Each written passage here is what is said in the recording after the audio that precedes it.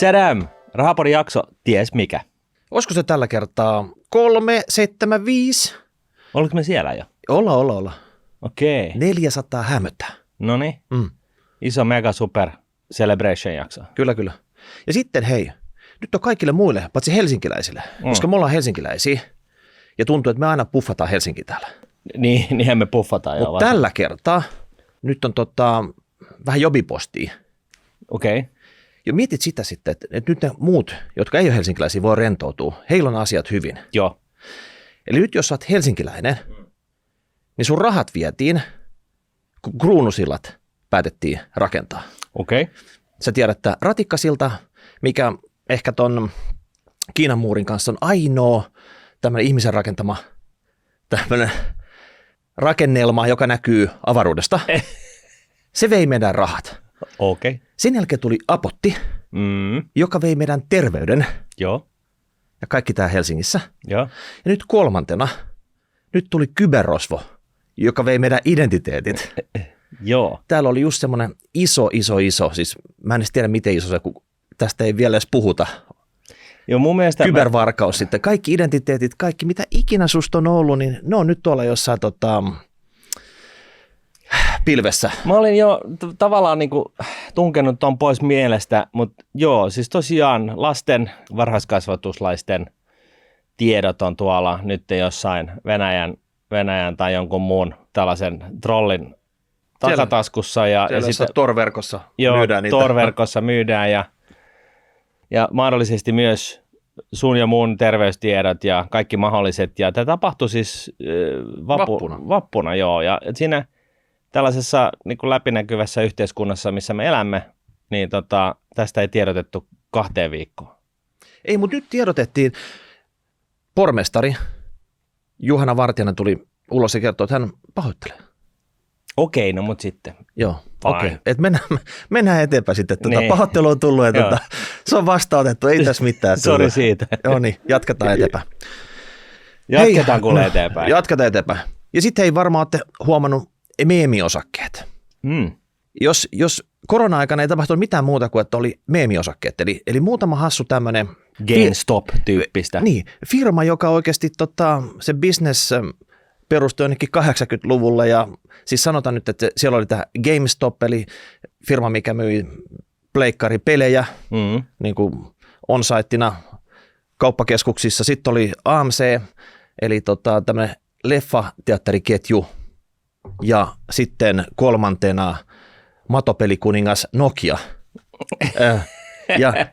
Ja nämä timanttikädet, eli tämmöiset vähän nuorekkaammat, kovan itseluottamuksen, hodlerit. Niin, kovan itseluottamuksen omaavat tradeat sitten esimerkiksi Reddit-palstalla vähän räntäs, että ei nyt pistetään vähän liikettä noihin dinosauruksia, katsotaan, että mihin ne lähtee. Ja sitten oli kovaa kaupankäyntiä. Joo, ja siinä taustallahan oli siis tosiaan se, että kaikki tällaiset niin kuin institutionaaliset sijoittajat oli shortannut näitä pahveja, niin kuin, ainakin GameStopia niin kuin ihan pääpunaisena. Niin, no miettinyt, miksi tämmöisiä firmoja olisi enää olemassa. Niin. Että ei siis oikeasti, että ihan auringonlasku ala ja kaikki muut. Että. Joo, ja sitten Jenkkilässä on sellainen käytäntö, että jos sä omistat GameStopia, tässä esimerkissä, jos sä omistat GameStopia, niin sun säilytysyhteisö voi siis periaatteessa lainauttaa niitä niin, että nämä institutionaaliset sijoittajat saa ja pystyy myymään sitä GameStopia niin kuin lyhyeksi, eli myydään tavaraa, mitä ei ole siinä toivossa, että nyt kun myydään täällä korkealle, niin sitten jossain vaiheessa päästään ostaa tosi halvalla takaisin. Ja sitten tuossa Reddit-palstalla, niin siellä niin kun lähti tällainen kansanliike ikään kuin liikenteeseen, että hei, että ilmoittakaa teidän säilytysyhteisölle, että teidän omistamat GameStop-osakkeet, niitä ei saa lainauttaa. Ja sitten puhelin kävi kuumana. Tämä sama yhteisö, niin sitten sanoi, että okei, ostakaa GameStopia. Että nyt pistetään all in, pistetään nämä Insticat niin kuin polvilleen tässä, koska nehän joutuu tällaiseen short squeezeen, eli käytännössä tilanteeseen, missä ne on niin kuin myynyt ehkä 50, ajattelee, että jes, kohta mä ostan takaisin koko lotin 10, teen siis tällaisen transaktion niin kuin toisinpäin, että tavallisesti ajatellaan, että ostaa halvalla ja myydään sitten kalliilla, mutta sitten lyhyeksi myymällä tosiaan voi ostaa kalliilla, tai siis myydä kalliilla ja ostaa joskus myöhemmin takaisin halvemmalla. Ja tämä mahdollistetaan siis sillä, että sä yksinkertaisesti lainaat muiden osakkeita niin, että se niin kuin kun sä oot myynyt niitä osakkeita, niin se ostaja on sitten saanut ne osakkeet ja se kauppa setlaantuu. Ja sitten se on sun vastuulla se, että sä palautat ne osakkeet jossain vaiheessa. Ja näin sitten niin nämä instikat ajettiin tällaiseen short squeezeen, eli missä on kyse siitä, että kun ne on myynyt 50, ajatellaan, että okei, tämä on helppoa rahaa, niin sitten kurssi lähteekin tikkaa ylöspäin. Vaikka 500. No ensin 60, 70, 80, sitten jotkut alkaa jo hätäpässä, että ei hemmetti, mun on pakko sulkea tämä positio, tämä vuotaa niin kuin faan. Sitten ne yrittää ostaa niitä osakkeita, mutta siellä on kaikki muutkin ostamassa niitä osakkeita, jolloin tähän syntyy tällainen spiraali, että hitto soiko, mä maksan mitä vaan, mun on pakko saada tämä lyhyeksi myyty positio suljettua. Ja sitten kurssit oli ehkä jo 100, ja sitten sitä mukaan niin nämä instikat sitten domino-omaisesti niin kuin antoi periksi ja joutui siis markkinoille ostaa sitä GameStopia, joka lisäsi sitä kurssinousua ja saatiin aikaiseksi tällainen niin kuin, joukkoistettu short squeeze instikoille. Tällainen tarina. Joo, ja tämä oli varmaan melkein ensimmäistä kertaa, kun tämmöinen tapahtui sillä ainakin tälleen masinoidusti silleen. Joo, ja se on niin kuin mun mielestä sinänsä, niin kuin musta on siistiä, että David veti Goliattia turpaan, siis piensijoittajat veti instikat turpaan, siis tällaisena niin kuin anekdoottisesti.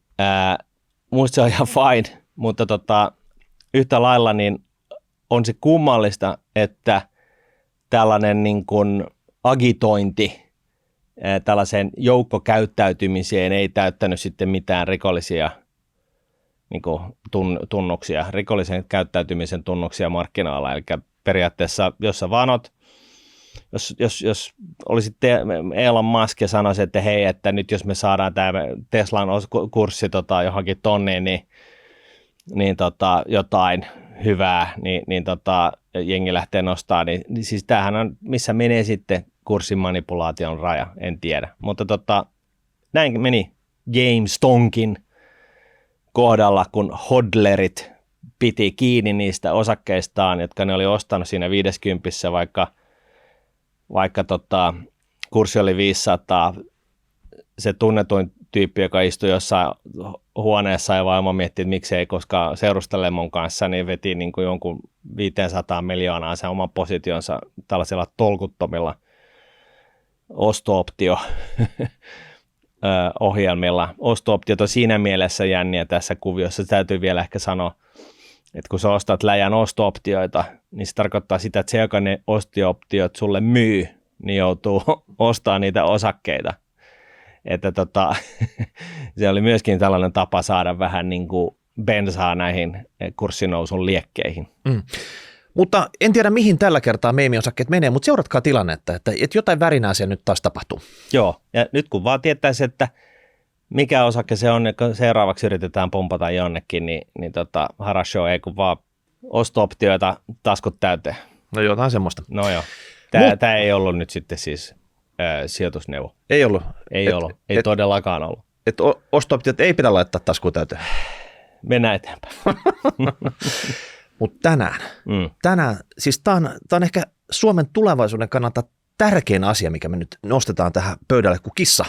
Joo, tässä ollaan varmaan syyllistytty sellaiseen, mitä tällaiset sinitakit yleensä, mihin sinitakit yleensä syyllistyy. Eli käytetty tällaisia määritteitä, jotka ei välttämättä ole ihan helposti ymmärrettävistä ja yleisesti tiedossa.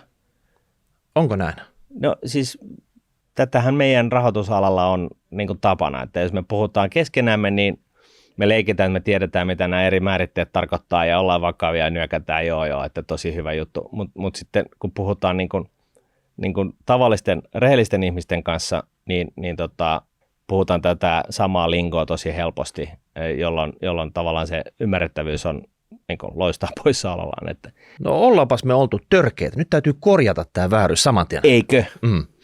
Mutta joka tapauksessa nyt hei, stop the press, lakot seis, herätys kaikki, pappi, lukkari, talonpoika, kuppari, ihan kuka vaan siellä ruudun toisella puolella on. Nyt käydään läpi semmoinen asia Suomesta kuin vaihtotase. Tämä kuulostaa todella seksikkäältä, mutta ei mitään, popparit valmiiksi ja nyt opiskellaan yhdessä tämä keissi, koska tämä oikeasti on se, mikä ratkaisee se Suomen suunnan tästä eteenpäin. Niinhän se on. Ja miten tähän nyt kävisi kimppuun? Pitäisikö me vaan heittää tästä määritelmää, että mitä tämä vaihtotase oikeasti on, että me ruvetaan jollain tavalla taklaa sitä ja katsoa, että missä se on se vaihtotase tällä hetkellä, mihin se on menossa, mitä sille voisi tehdä, mistä se koostuu, jne. Joo. Hei tässä kuule se virallinen selitys, josta en saa itse kylläkään mitään selvää, mutta kuitenkin lähdetään siitä liikenteeseen. Okei, eli mikä ihme on vaihtotase? No tässä on tätä EK:n sivulta joku vanha teksti, mutta mun mielestä tämä kuulosti ihan ehkä järkevät tämmöiset kansantajuiselta selvitykseltä, mitä se on. Vaihtotase mittaa kansantalouden ulkomaisten liiketoimien tasapainoa. Jos vaihtotase on ylijäämäinen, kansantalous saa ulkomaisista liiketoimista enemmän tuloja kuin sillä on menoja. Tällöin kansantalouden ulkomainen nettovelka pienenee. Päinvastaisessa tilanteessa, kun ulkomaisia menoja on enemmän kuin tuloja, vaihtotase on alijäämäinen ja velka kasvaa. Tällöin kansantalouden tilinpidon määritelmän mukaan kotimainen säästäminen ei ole riittänyt investointeihin. Niitä on rahoitettu ulkomaisella lainanotolla. Otetaan tauko tuohon kohtaan. Eli siis vaihtotase mittaa kansantalouden ulkomaisten liiketoimien tasapainoja. Mä tällaisena suomenruottalaisena, niin rantaruottalaisena, niin eihän mä nyt tajunnut, että miten niin liike toimii. Mutta siis se niinku fyrkka, joka menee niinku Suomesta ulos versus se fyrkka, joka tulee maailmalta Suomeen sisään. Niin, pitää miettiä, että siinä Suomen rajalla, siinä on semmoinen mittari, mikä värähtelee. Joo. Että siitä kun tavara liikkuu toiseen suuntaan, se värähtää ja sitten tavaraa tulee sisämaahan, niin se värähtää. Kyllä. Ja se rekisteröi kaikki nämä tähän kansantalouden kirjanpitoon. Joo. Ja se tarkoittaa siis käytännössä sitä, että kun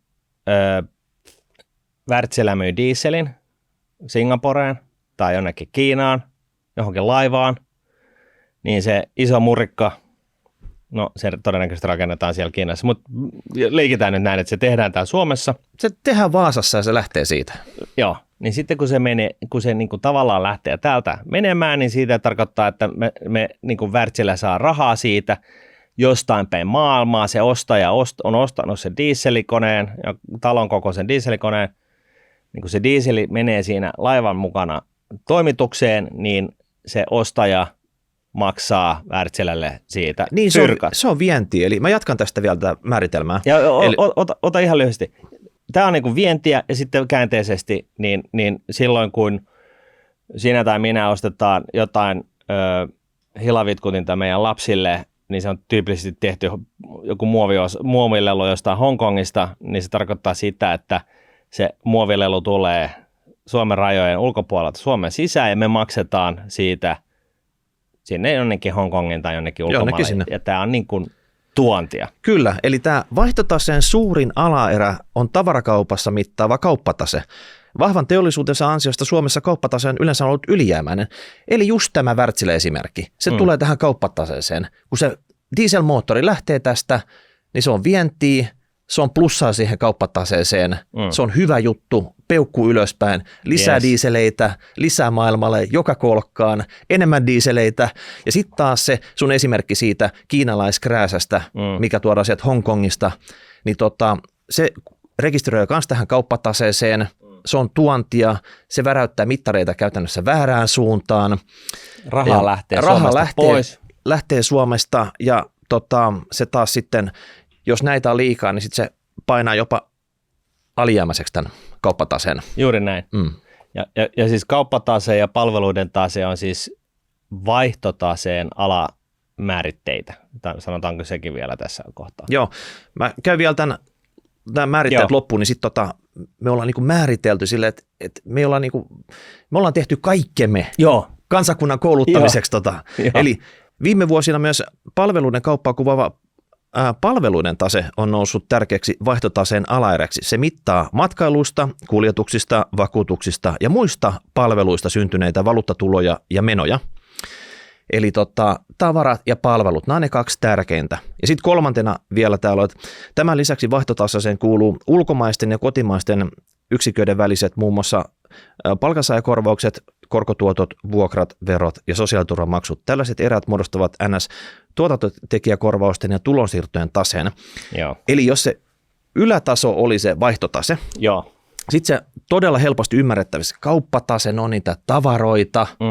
Sitten oli tämä palveluiden tase, eli sitten siellä oli esimerkiksi matkailut, kuljetukset, vakuutukset ja muut palvelut, mitä tämmöistä... Tai Supercellin pelit. No vaikka just sen tyyppiset. Joo. Että kaikki tämmöinen digitaalinen toiminta, niin se todennäköisesti rekisteröidään tähän palveluiden alle. Ja sitten tämmöisen pienimpänä osana, mihin me ei nyt tänään keskitytä niin paljon, on sitten nämä tuotantotekijäkorvaukset ja tulonsiirtojen taseen. Mutta tämä vaihtotase, Suomi on vientimaa, tai Suomi on ollut vientimaa.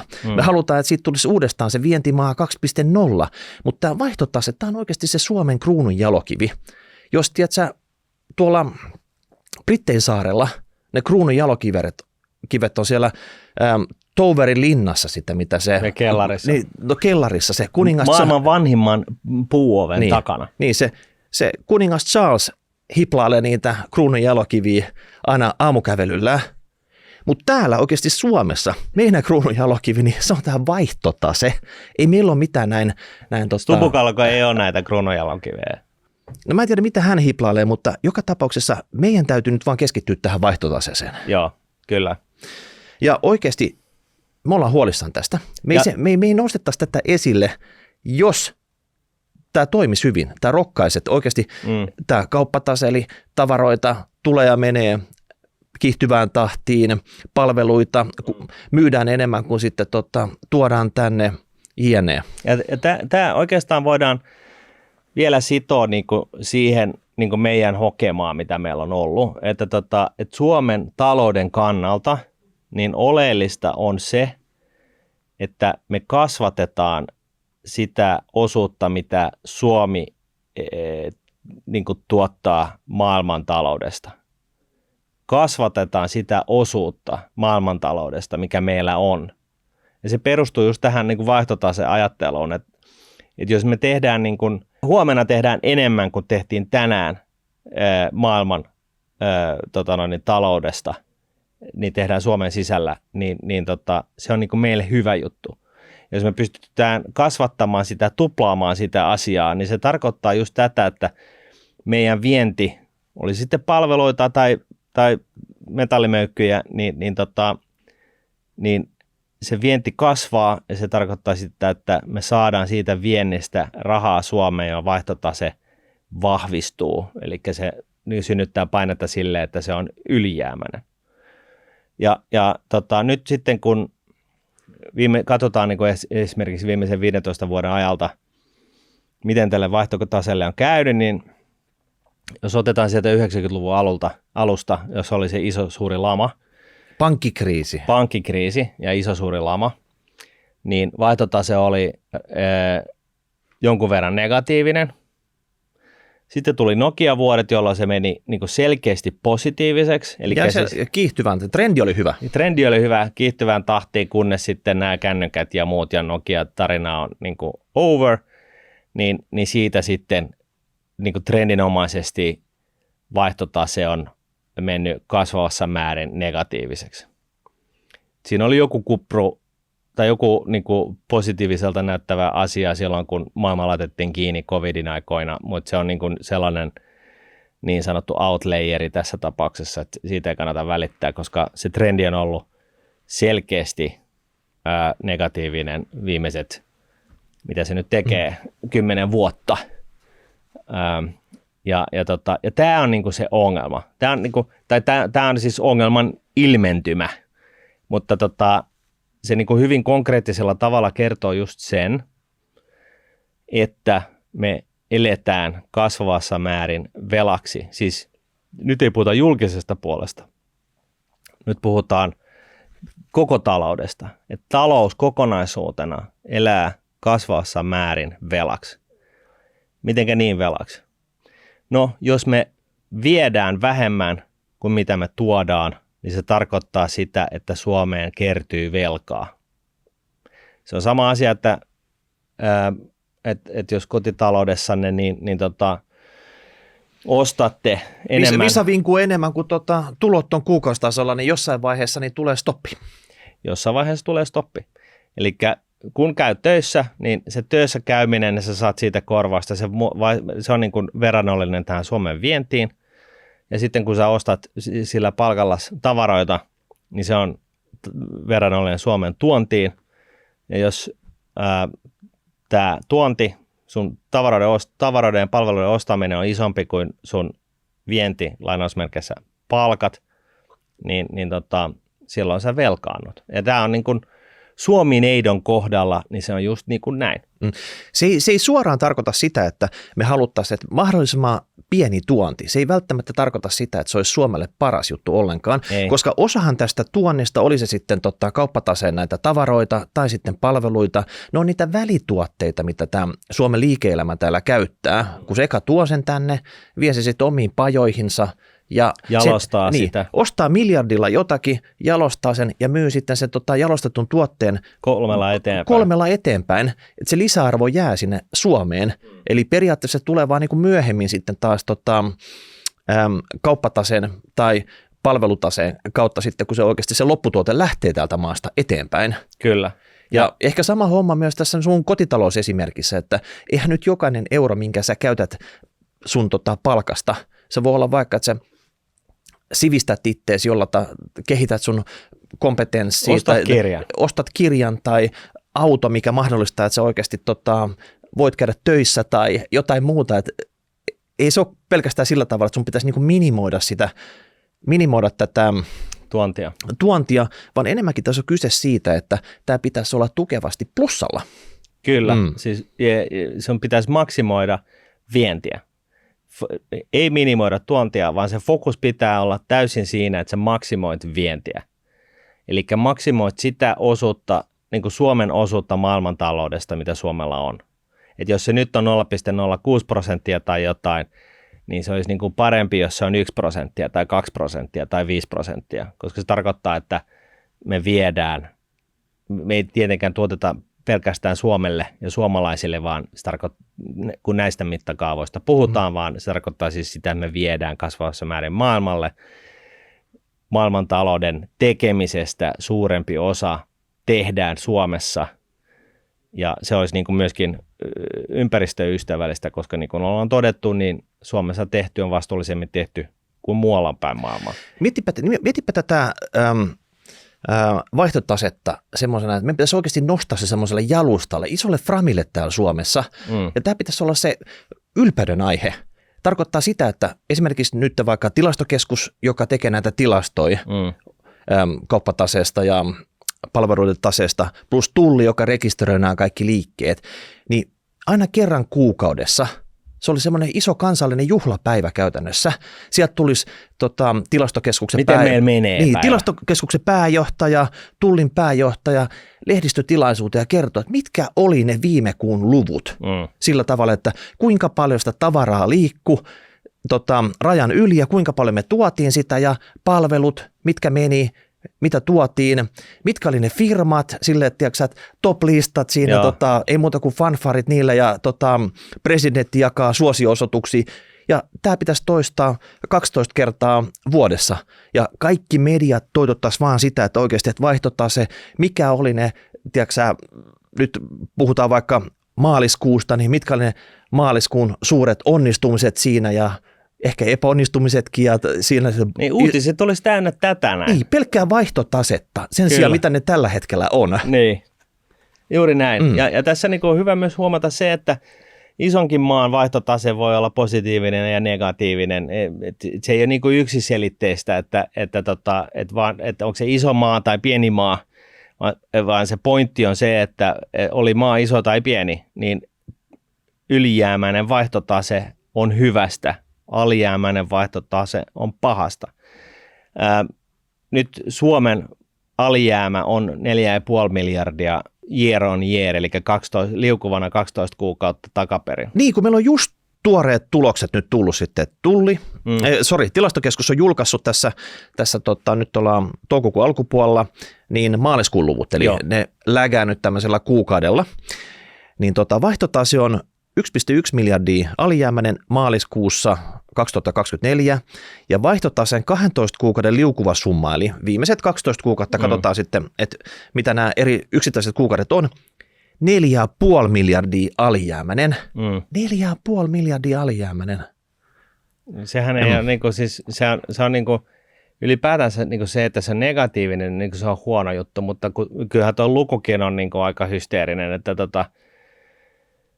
jos miettii Suomen BKT:tä, niin aikamoista tällaista, niin kuin, siis tuo lukuhan pitäisi olla positiivinen ja sitten ihan eri hehtaarin lukemalla, eli se niin kuin, pitäisi olla 45 miljardia ylijäämäinen, siis tämä 4,5 miljardia, se on suurin piirtein se sama nettosumma, minkä elvytyspaketissa yhdellä päätöksellä lähetettiin tuonne Brysseliin, mutta ei mennä siihen tällä kertaa nyt. Et nyt me ollaan niin tiukasti tässä vaihtotasessa. Kyllä. Mä käyn vielä läpi nämä vähän tarkemmin tästä. Vaihtotaseen alaeristä maksutaseen mukainen kauppatase oli 0,2 miljardia alijäämäinen. 0,2 miljardia, se on okei, ei paha vielä sillä tavalla, mutta kauppatase tämmöisessä vientimaan Suomessa. Oliko kuukausitasolla? Tämä oli kuukausitasolla, joo. No niin, ja se heiluu aika paljon. Aika paljon, joo. Luvuissa, ja sitten maksutaseen mukainen tavaraviennin arvo laski 36% vuoden takaisesta. Siihen varmaan vaikuttaa lakot. Kyllä, mutta kuitenkin, siis tämmöisen, että jos sä vertaat lukua vuoden takaisin, sun pitäisi olla 5% ylöspäin tai 5% alaspäin, se on ehkä se frekvenssi, missä se pitäisi heilua. Ei mitään 36% vuoden takaisesta. Ja sitten se oli 5,2 miljardia kooltaan. Ja tuonti puolestaan laski 24% vuoden takaisesta, ja oli 5,5 miljardia. Palvelutasekin, sekin oli alijäämäinen 0,7 miljardia. Palveluviennin arvo oli 2,7 miljardia, eli samalta tasolla kuin vuotta aikaisemmin. Palvelutuonnin arvo puolesta laski 1% ja oli 3,5 miljardia. Eli sekin on niinku suhteessa siihen, että meillä niitä palveluitakin me tuodaan ulkomaalta paljon enemmän kuin sitten myydään sinne. Mitä ihmettä, Suomi? No sitten oli jotain muitakin pienempiä. Mutta idea on se, että jos nyt katsotaan tämä viimeinen tulos, okei, tämä oli maaliskuuta, tässä vaikutti ne, että satama oli kiinni. Se kontti ei lähtenyt sieltä liikkeelle. Ei. Ja todennäköisesti ei lähtenyt jotain muullakaan tavalla liikkeelle niitä tavaroita, mutta periaatteessa myös pitäisi olla varmaa, että se tuontikin olisi niinku hyytynyt ihan samalla tavalla, mutta tuonti ei niin paljon hyytynyt kuin taas vienti. Nyt on me nähdään kaikki varmaan, että tässä on iso ongelma, ja tähän nyt pitäisi oikeasti kääriä hihat ja alkaa nyt työstää jotain juttuja tähän. Kyllä.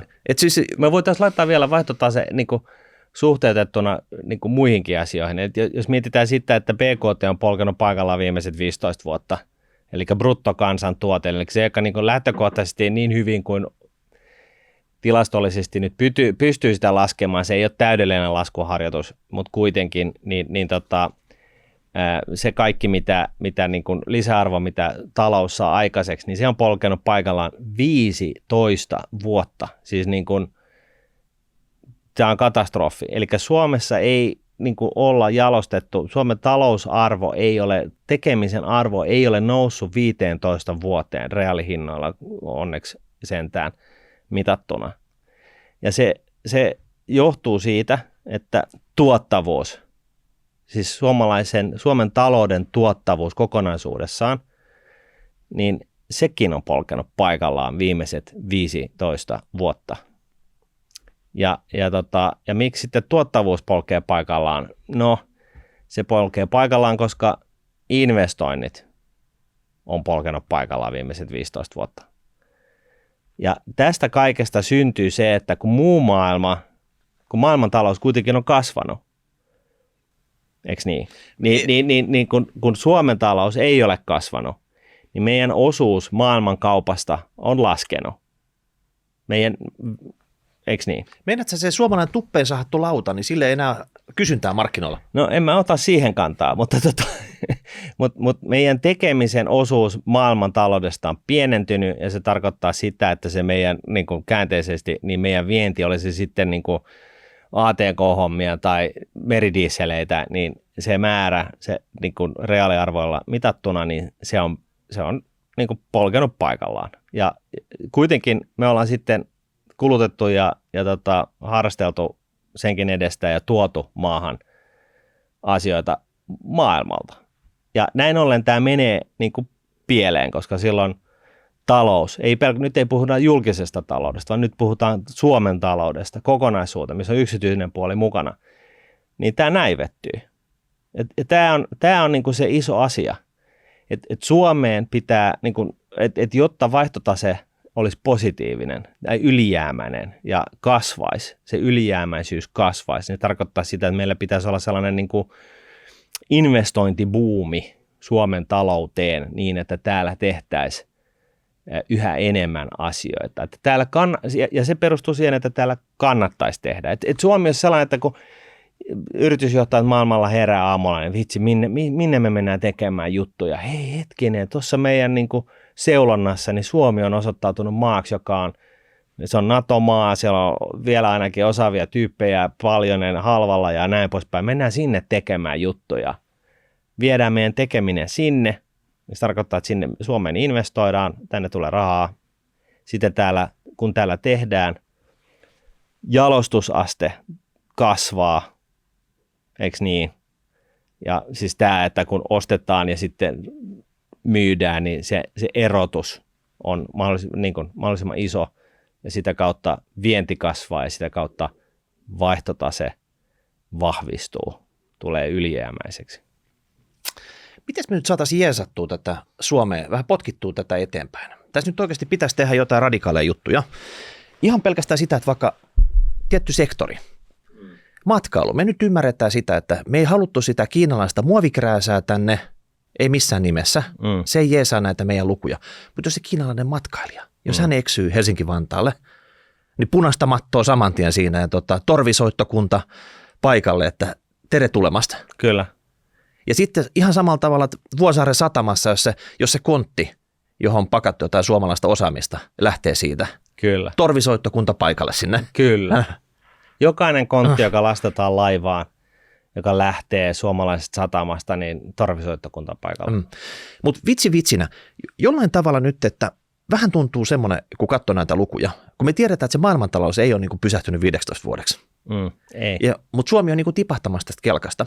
Että joko niihin laitteisiin ei ole todellakaan investoitu täällä Suomessa. Ei. Että hyi elinkeinoelämä, että oikeasti nyt pistäkää nyt rahaa haisemaan ja yrittäkää nyt pysyä sen investointitahdista, mitä tuolla maailmalla tapahtuu, että teidän lopputuotteet, niillä olisi kysyntää. Ja nyt puhutaan niin kuin tavaroista ehkä enemmän sitten. Toisaalta vähän myös tuntuu sitten, että onhan porukka nyt varmasti huomannut, että tässä on ollut tämmöinen inflaatio jyllännyt kovaa. Eli se hinnasto, niin pistätte 50% lisää siihen, koska tätä mitataan arvolla. Joo, mutta se mitataan reaaliarvolla. Joo, mutta periaatteessa se tuppeen sahattu lauta, niin tai sitten oikeasti pitää luopua sitä tuppeen sahatusta laudasta ja vähän upgradea sitä. Että oikeasti, että miksi me myydään sitä niin kuin matalahintaista bulkkia. Se lopetetaan se, että semmoista ei edes lähetetä täältä, koska sitten kuitenkaan jää mitään, että poltetaan se vaikka täällä kotimaassa. Tiedätkö, se energiaksi ja viedään energiaksi ja tehdään jotain muuta. Että se oikeasti se on niin kuin, loppuasti hinkattuu.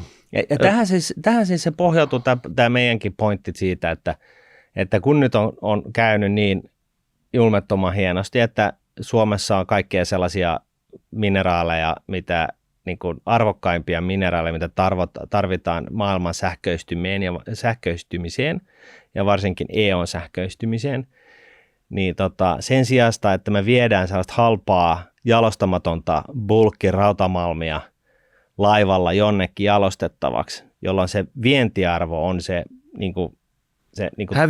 häviävän pieni osa siitä hyödystä, niin meidän pitäisi just sen takia mieluummin sanoa, että joo, tervetuloa tänne kaivaa vastuullisesti reikiä Suomeen maaperään.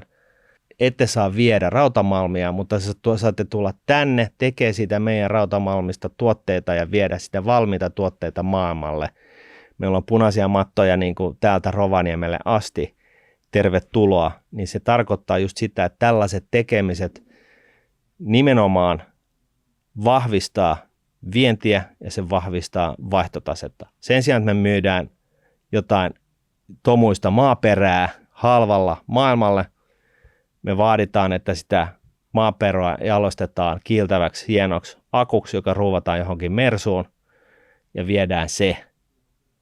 Ja se tarkoittaa sitä, että kun täällä ei ole sitä jalostusastetta tällä hetkellä tehdä siitä rautamalmissa tarpeeksi suuressa mittakaavassa kaiken näköistä mielenkiintoista, niin se myöskin toisi investointeja Suomeen.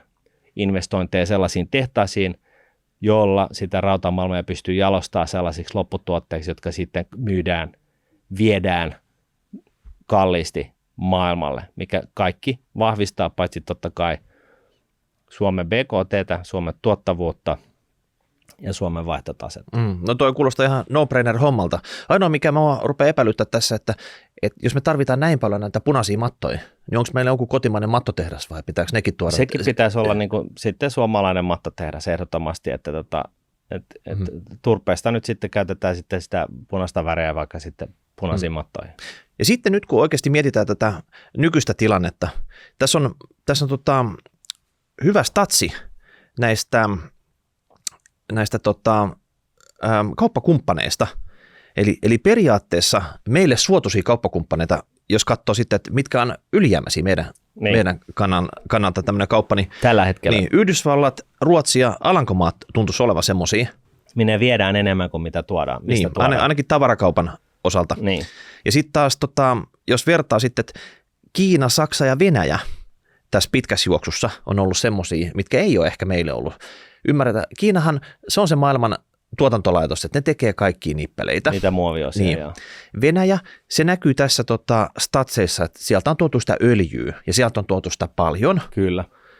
Okei, se on nyt hyytymässä näissä käyrissä, mutta ei se nyt stopannut tuohon 2022 sitten. Että juttu. Niin, että jotain ihmettä siellä tapahtuu vielä. Ja Saksa tekee kaikkea, mutta esimerkiksi, että eihän Suomessa mitään, vaikka autoja tehdään, niitäkin tulee paljon Saksasta.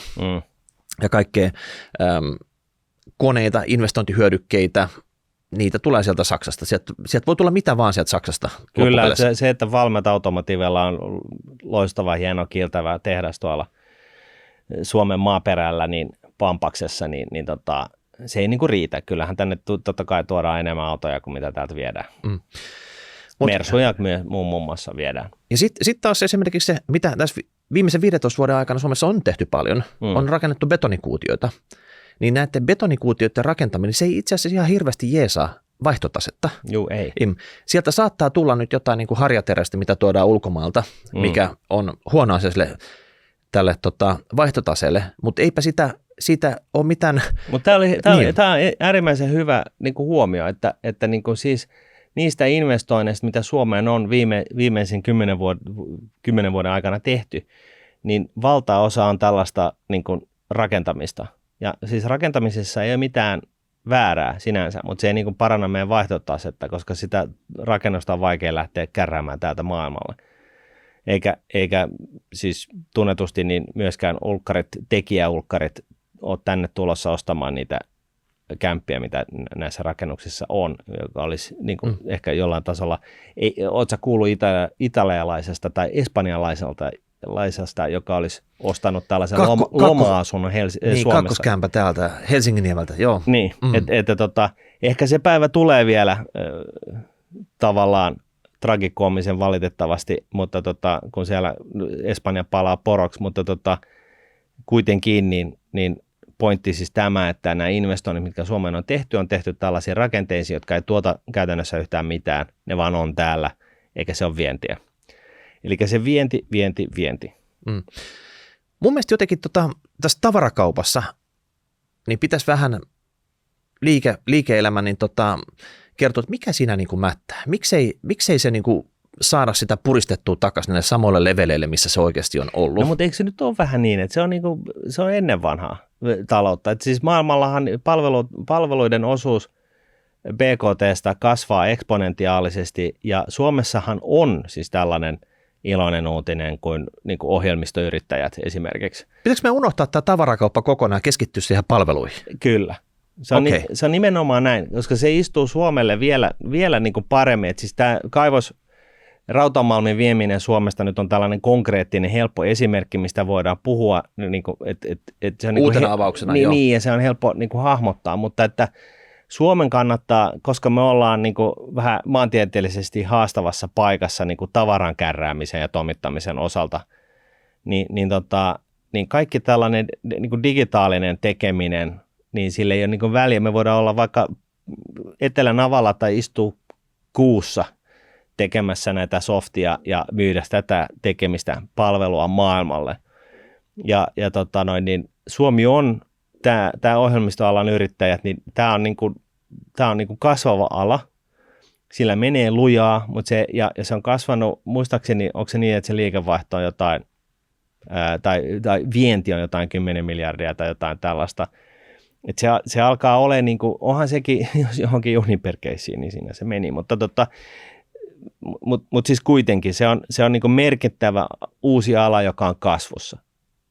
Maa, joka on nimeltä Suomi, joka on jossain Pohjois-Navasta hieman etelään, mutta kaukana kaikki niin kuin sivistyksestä, niin meidän kannattaisi nimenomaan satsata ihan hirveästi niin kuin kaiken näköiseen palvelualojen räjähdysmäiseen kasvuun ja investoida niiden niin kuin, edellytyksiin. Oli se sitten niin kuin päätöksiä niin. tai niin kuin osaamista tai mitä tahansa. Et perustetaanko sellaisia varhaiskasvatuslaitoksia, jossa niin kuin koodataan jo ensimmäisillä palikoilla, opetetaan koodaamista tai mitä ikinä. Mutta siis tämähän on niin kuin se, mitä meidän kannattaisi tehdä. Mutta se iso kuva ja se iso pointti tässä on nyt se, että nyt kun mekin ollaan tätä jauhettua, että Suomelle menee huonosti viimeiset 5 vuotta, niin totta kai nyt tämä tietoisuus alkaa niin kuin levitä ihan sinne vasempaan laitaan asti ja se on hyvä asia, eikö niin? Koska kriisitietoisuus, kaikki muutos alkaa siitä, että se kriisitietoisuus on siis jalkautunut. Tässä on just se, että pitääkö hengittää auringonlaskun alaa vai pistää bensaa liekkeihin semmoiseen alaan, mikä oikeasti näyttäisi rokkaavan. Et jos me nyt oikeasti surkutellaan sitä Nokia-sektorin, että oli se piirilevy ja siihen pistettiin kondensaattoreita kolvaamalla, niin kuin, että milloin tästä tulee business taas meille, niin ei sitä ehkä tule. Nyt oikeasti täytyy, let's move on, mennään vähän eteenpäin. Juuri näin. Ja meillähän on ollut täälläkin Rahapodissa joku puhumassa tekoälyn hyödyntämisestä ja siihen investoimisesta, eli sitä niin kuin tekoälyn niin kuin jalkauttamisesta niin kuin olemassa olevaan talouden tekemiseen.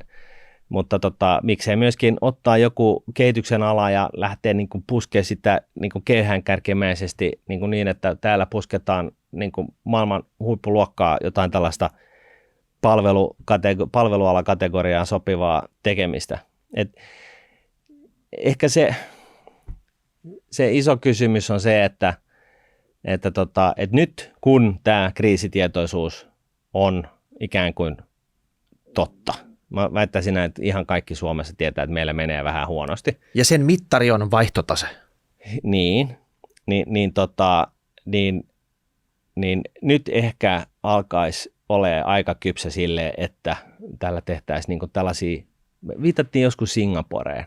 Mietin, että kun se 50-luvulla oli sellainen mutainen niin kuin Suomaa, missä kaikki käveli polvia myöten mudassa paljain jaloin ja niin kuin näin. Sitten joku sai sellaisen älynväläyksen, että hei, tehdäänkin tästä niin kuin maailman finanssikeskus.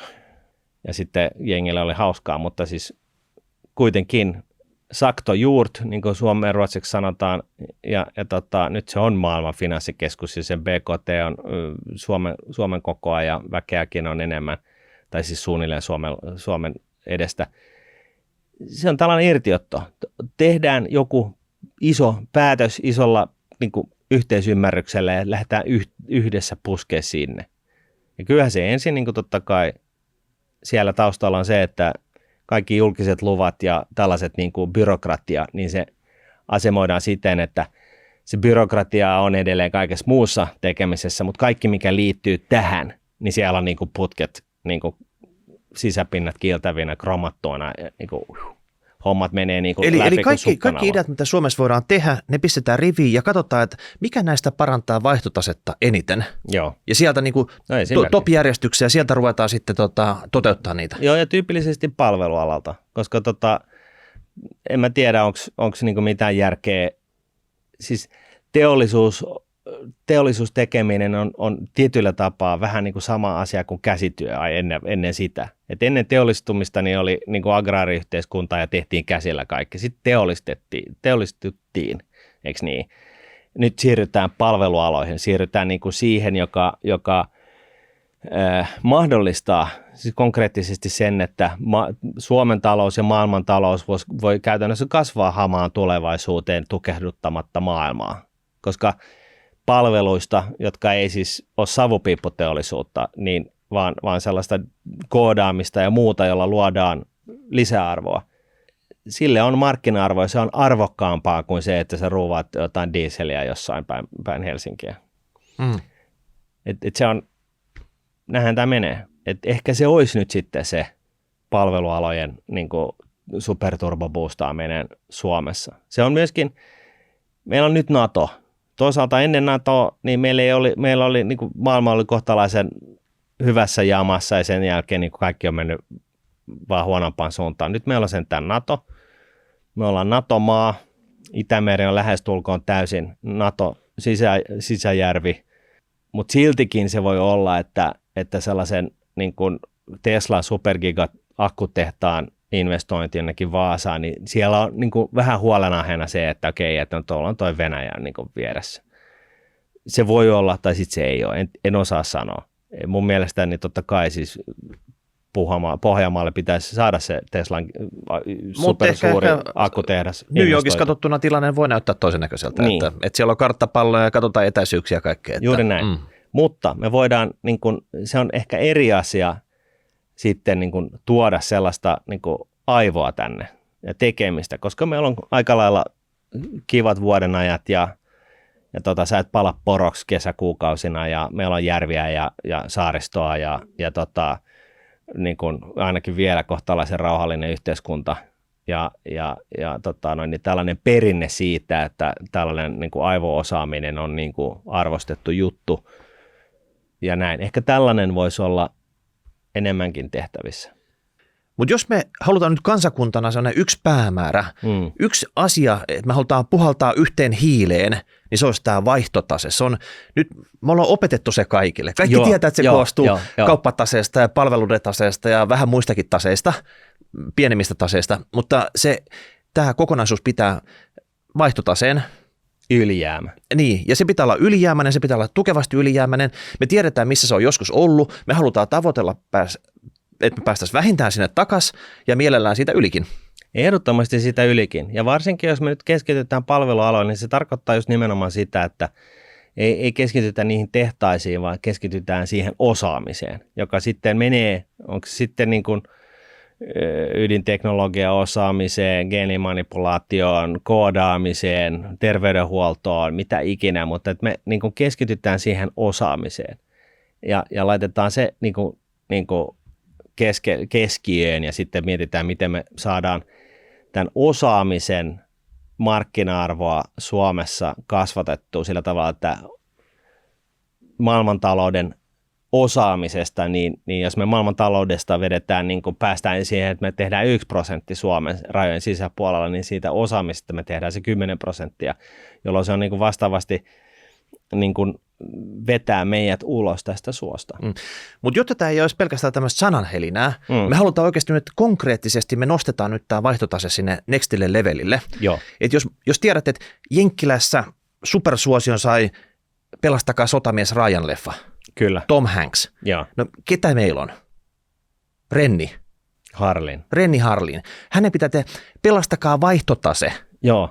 Tai Suomen vaihtotase-leffa, josta pitää vähintään yhtä kova menestys saada. Se olisi aika kova juttu. Niin. Ja sitten kerrottiin tässä, että oikeasti kansakunnan nämä pyhät päivät, ne on silloin, kun tilastokeskus ja tulli tulee sieltä kaapista ulos kertomaan, mitä se edellisen kuun vaihtotaseelle kuuluu. Luettelee niitä. Nyt ne on tällä hetkellä madonlukuja, ne pitää saada hyviksi luvuiksi. Joo. Ja sitten ne torvisoittokunnat, aina kun lähtee satamasta kontteja liikkeelle, punaiset matot, media, siis kaiken näköinen sellainen turha jankkaaminen sote-hommista sun muista pois sieltä. Ja oikeasti keskittykää nyt siihen niin kuin tärkeimpään, eli vaihtotaseeseen.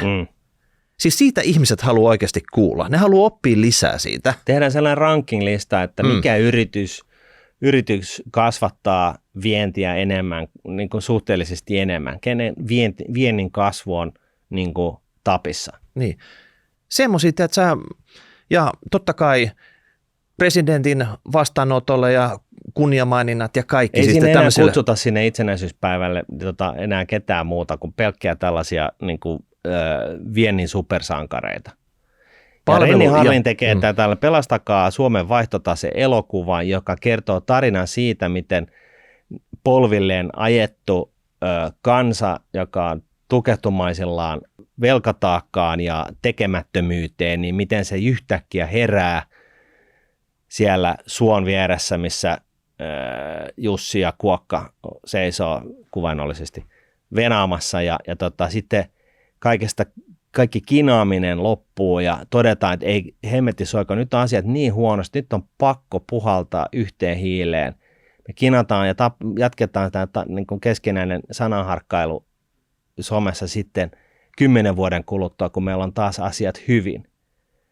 Ja hän sitten kertoo siinä, miten se Suomen kansa tulemalla yhteen, puhaltamalla yhteen hiileen, yhteistä vihollista vastaan, voittaa pelkonsa ja keskinäisen kapuloiden rattaisiin laittamisen ja kannustaa toinen toisiamme yhä suurimpiin menestyksiin ja vientilukuihin ja vaihtotaseen pelastukseen. Ei sit liikaa spoilereita tästä leffasta.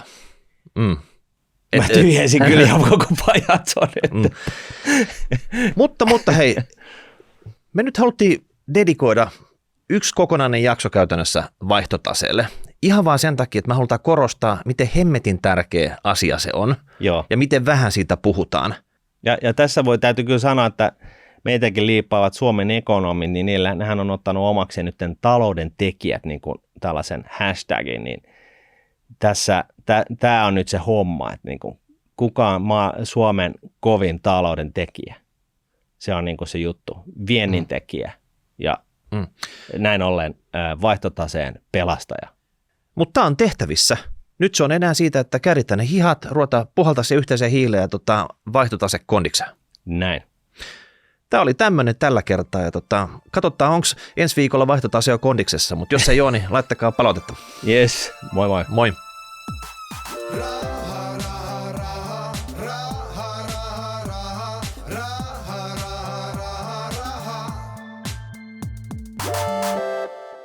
Tässä esitetty ei ole, eikä sitä tule käsittää kehotukseksi merkitä, ostaa tai myydä arvopapereita. Sijoittajan tulee sijoituspäätöksiä tehdessään perustaa päätöksensä omaan arvioonsa sekä ottaa huomioon omat tavoitteensa ja taloudellinen tilanteensa. Rahoitusvälineiden arvo voi nousta tai laskea. On olemassa riski, ettet saa sijoittamiasi varoja takaisin.